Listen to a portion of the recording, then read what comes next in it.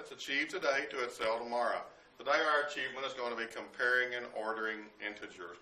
Or kind of what is integers? Integers is whole numbers and negative numbers. So it includes the positive numbers and the negative numbers. So that's what we're doing when we're comparing and ordering integers. We're including the negative numbers. Okay? Our number line integer rule. Here's kind of the rule for looking at integers on a number line. Any number to the right is larger. So when you're looking at a number line, if it's to the right, that number is larger. I try to think of it as right is might. You know, right is mighty, it's stronger, it's bigger. Right is might. So on the right side of the number line, that's pretty easy to think about.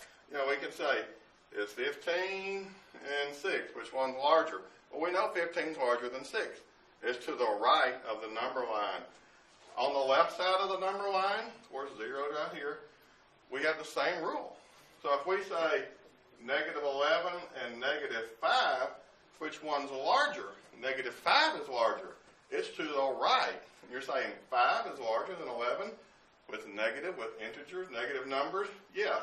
Anything to the right of the number line is larger. So think about your number lines, plot your numbers. It's real easy.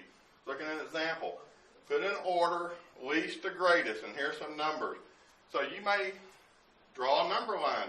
Nothing says you cannot draw a number line on your curriculum assessment test or I don't know, even your STAR test. You can draw a number line if you know, to help you. So you could come here and draw a number line on where you got space. Here's your numbers. Negative 12, 7, negative 5, negative 7, that's not a good 5, and 10. That's simple. Now if I put them in order, it's easy because anything to the right is larger.